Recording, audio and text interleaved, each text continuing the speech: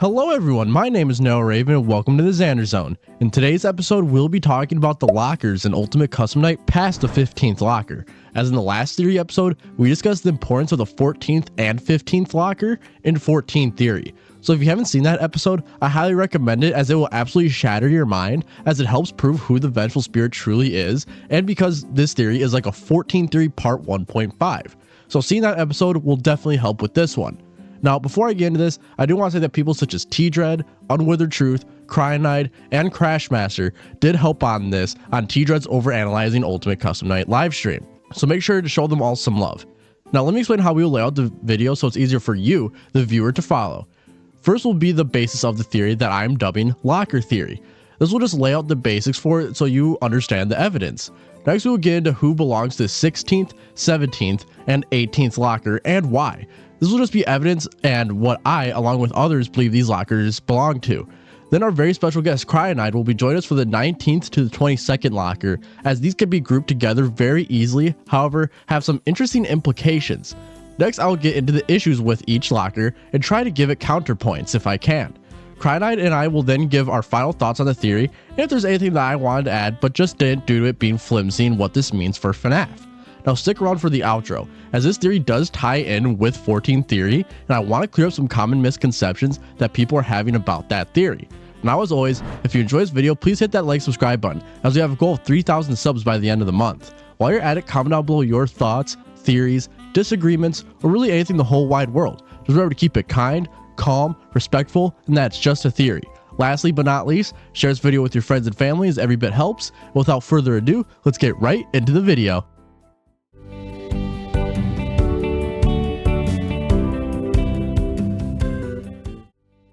Alright, so let's get into the basics of locker theory. So during T-Dread's Overanalyzing UCN stream, once we figured out the 14th and 15th locker and what they meant, we obviously wanted to figure out who the lockers belong to past 15, and honestly, we were quite stumped for a while.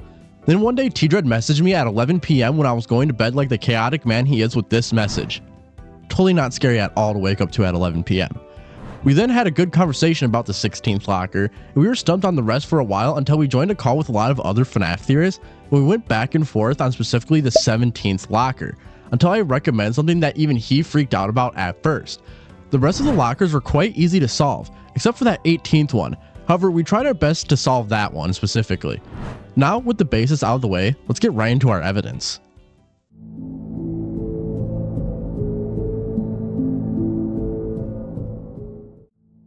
The 16th to 18th locker all have their own explanations that I will have to go into. However, they have major implications for the story of FNAF once explained. First, we will start with the 16th locker. On this locker, we have two paychecks, a heart drawing, and a hand unit from Sister Location that says Eggs Benedict on it. Now, the two paychecks are clearly referencing FNAF 1 and 2, so this has to connect to someone who has been at both locations and worked there at some point. Next is a heart drawing. This we can connect to the survival logbook in which Michael draws hearts just like this one throughout. Lastly is the hand unit with the Eggs Benedict on it. This is clearly referencing Sister Location when Michael went through it and had hand unit call him Eggs Benedict on night 1. Welcome, Eggs Benedict. I think this sticker is an easy connection to Michael Afton, which is ironic as from the last video you have William Afton as the 15th locker and the 16th locker is Michael Afton. Now we get into the 17th locker, and this one, oh boy, you guys are in for a ride. So on this we have 4 drawings or stickers on here. The first one at the top says balloons. Now this is clearly a reference to Balloon Boy, however I don't think it's specifically that. I think it's a reference to the Balloon Kid in FNAF 4. I know that sounds wild, but just wait and you'll see why as we connect the other 3. Next is a flower. Now this one had us stumped for a good while as we tried connecting it to Mr. Hippo in Orville at first, but later looked where else flowers have shown up in FNAF. Specifically, this one shows up in FNAF 4. Everywhere around and outside, and missing a petal in the painting inside the house in the mini games, which so happens to have a broken mango laying on the ground. This felt like a clear connection, however we still had 2 more to figure out and connect. While having it make sense, and we get into Let's Eat sticker. This one also had us stumped, and we had 2 ideas for this. Either is referencing the Bite of 83, the Chica doll, as you have to remember Toy Chica didn't exist yet, so you'd have this toy still saying let's eat, or something else. This one has stumped, however I'm confident it's more referencing the Chica doll in FNAF 4. Lastly is It's Me. Oh boy, this one was very interesting. Now remember, we have to think what this would have been telling us at the time of Ultimate Custom Night's release, and for this it's obviously Golden Freddy. But if 14 Theory tells us Golden Freddy is the vengeful spirit, then who is this? Well, it's the other spirit. Whether you think it's Crying Child, Andrew, or Cassidy, though I think it's referencing Crying Child due to the references being everything he sees in the FNAF 4 minigames. This locker also belongs to Phantom Freddy in the character roster, which sometimes Phantom Freddy is thought to be Golden Freddy due to his yellower hue in FNAF 3. I think this locker is referencing Crying Child as you have references to FNAF 4 and everything that Scott told us to look at in those FNAF world teasers referenced in some aspect. We'll explain that Crying Child goes into Golden Freddy at some point, which we later see as Phantom Freddy, which if this is true could confirm Golden Duo. Though you could argue this locker isn't referencing a person, but rather a concept, the concept of Happiest Day, as the balloons references the Balloon Kid, who would be Balloon Boy, the Broken Mangle referencing Mangle's Quest, the Chica Doll referencing Chica's Party, and the It's Me referencing Stage 01. This locker might have been trying to tell us how Happiest Day works and the importance of FNAF 4 as it's possible. FNAF 4 might have been trying to draw a connection to Crying Child and Happiest Day in some way. But before you raise your pitchforks at me, I know Cassie is more than likely the Happiest Day receiver, and if you believe that Andrew is the vengeful spirit, Cassidy being the receiver still works in the end. It's a fact of what you believe with FNAF, and that I'm leaving up to you to decide. Is the vengeful spirit Cassidy and thus Crying Child is the receiver, or is the vengeful spirit Andrew and Cassidy is the receiver? Though, there's one detail that brought me specifically to Crying Child for this locker. So let me bring you back to the 16th and 17th lockers, and there's a detail that T-Dread pointed out that we had no idea what they meant. These two lockers have unique locks on them. If we go by anything, then we have Michael Afton 16 and another Afton 17, which would be Crying Child, as Circus Baby in the roster is until 28, which we don't see in these cutscenes. So you deliberately have the three Afton boys right next to each other, explaining the unique locks on these two lockers as well. Lastly, we get into the 18th locker, and this one is the most confusing one and has us stumped, until recently. We tried really hard to come to a conclusion. We initially thought it was just Balloon Boy's Air Adventure, as the locker belongs to Phantom Balloon Boy, and it has the 3 stars drawn on it, and you need to play Balloon Boy's Air Adventure to get the 3-star ending in FNAF 3. Then I decided to investigate the position of the stars, and the only stars that line up like this are in FNAF 3. Specifically, the ones for beating Night 6, getting the good ending, and being aggressive nightmare mode in FNAF 3. I think this locker is meant to tell us the canon timeline of FNAF 3. There is one thing that has me stumped currently, and it's this gray box in the top left of the locker, as I feel it's meant to reference the box in FNAF 4 if anything, in which the 3-star ending in FNAF 4 is being nightmare mode, which then gets you the box scene. So maybe trying to draw some kind of connection to FNAF 3 and this box, though T-Dread mentioned to me that it could just be referencing Happiest Day, and that's what's in the box. But if you have any ideas, please let us know in the comments down below. Just remember to keep it kind, calm, respectful, and that's just a theory. Now I'd like to give it over to Cryonite to explain the next 4 lockers. The 19th locker is probably the simplest of the few that I'm covering, so let's get through that real quick. The only thing that it has on it are 3 words. Eggs was here. This feels like a pretty direct callback to Eggs Benedict, the alias that was more or less forced onto Mike and Sister location. And considering that this locker would belong to Nightmare Freddy, who is literally the face of FNAF 4, it feels like it's telling us something that we were already pretty sure of. Mike is the person who was experiencing the nights of FNAF 4. That's the easy one to piece together. Now let's get into the absolute monstrosity that is the 20th locker. First off, there are hearts on the locker, which is something that Mike is drawing throughout the logbook. That's all well and good, but then there's the other thing that's there. The picture, which specifically appears to be a Polaroid. This is weird and really specific because we actually haven't gotten that many Polaroids in this franchise. One comes to my mind, but I'm bound by a script and forced to give credit to Raven's girlfriend for the find because I wasn't there when the theory was being put together. The Polaroid that we see of William and Henry in the Silver Eyes, which we see another version of in the Into the Pit game. But as to how that relates to this game, or how this is related in any way to Nightmare Bonnie, the 20th character on the UCN roster, that's beyond me. If you guys have any idea what this could mean, then try to say something in the comments, because I have no idea. I haven't thought about this one enough. The next 2 lockers are shared by Nightmare Fredbear and Nightmare. And just like the animatronics themselves, they can be paired together, as both seem to further drive home the point that Michael was the one experiencing the FNAF 4 nights. The 21st locker has a drawing of the Nightmare Cupcake on it, which further connects Michael to the FNAF 4 nights. As for why it's the cupcake specifically, it's probably due to the sharp teeth and lack of a square mouth in the drawing. There's also a tiny box that's really hard to notice. Crashmaster recommended that it might be the 5th image from the survival logbook on the page that has...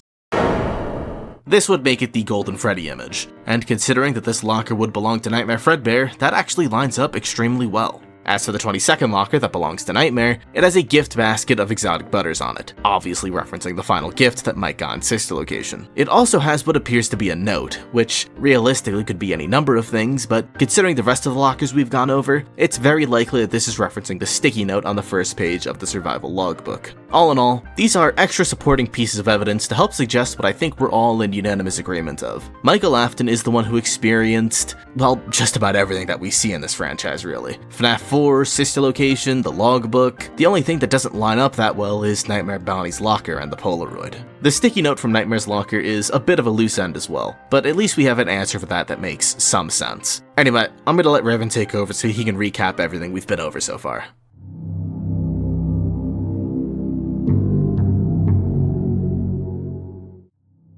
Alright, so let's get into the issues for these lockers, and I personally think the 16th locker is pretty solid. Though we get into the 17th locker, and I do think it is referencing Happiest Day, and it's hard to draw a connection between the balloons, flower, let's eat, and it's me. Though it could just be referencing Cry Child as well, so in a way you'd have the 3 Afton boys right next to each other. Otherwise, I don't see how else you'd connect those 4 items, so if you come up with anything, let me know. The 18th locker feels solid, though the biggest issue is the fact of what is it meant to be? It seems to be drawing some kind of connection to FNAF 3 in a box, as the 3 stars position is the same as the ones you get for what I mentioned earlier. Though what would this be pointing us to specifically? If you find anything again, let me know and I'll make sure to keep you all updated on my community page and Twitter. Then there's the 19th to 22nd locker, and I do think this is a clear connection to Michael, FNAF 4, Sister Location, and the Survival Logbook, as they almost all have references to Michael, except for the 21st locker just having Nightmare Cupcake and the 20th having that Polaroid that seems to be from the Silver Eyes. Otherwise, I think this is quite solid, so let's get into our final thoughts.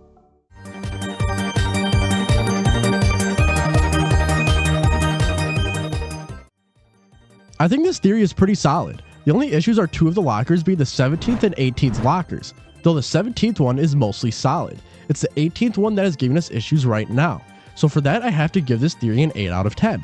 I think the vast majority of the lockers, being the 16th, 17th, 19th, 21st, and 22nd lockers are pretty solid.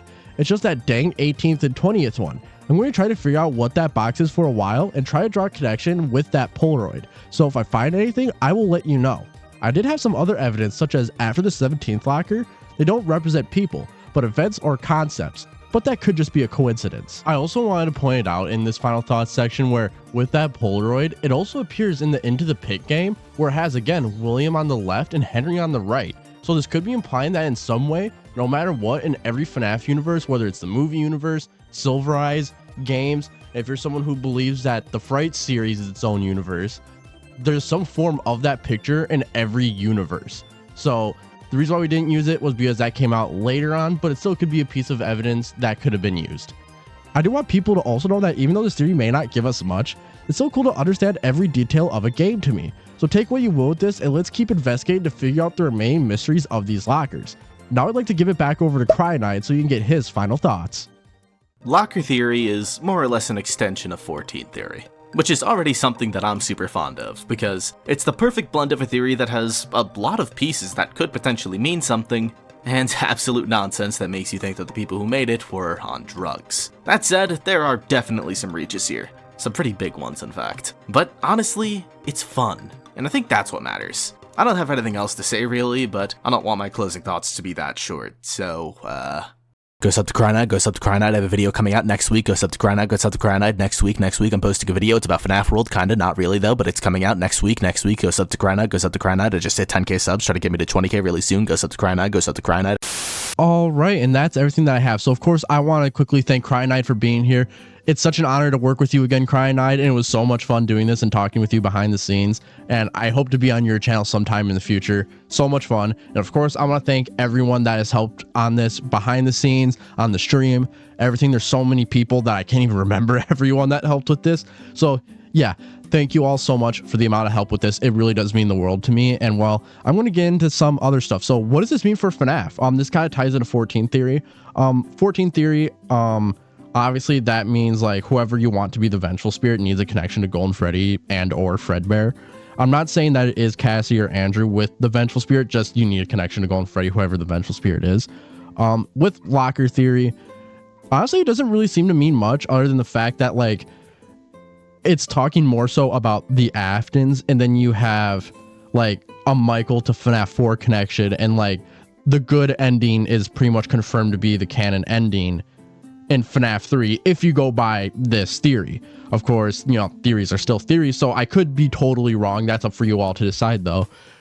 So I think it's just more meant to give us clues to the story of FNAF and go from there on it. And yeah, again, with 14 theory, the thing I wanted to clear up was that I'm not saying it's Cassidy or Andrew or Michael or whoever you may think the vengeful spirit is.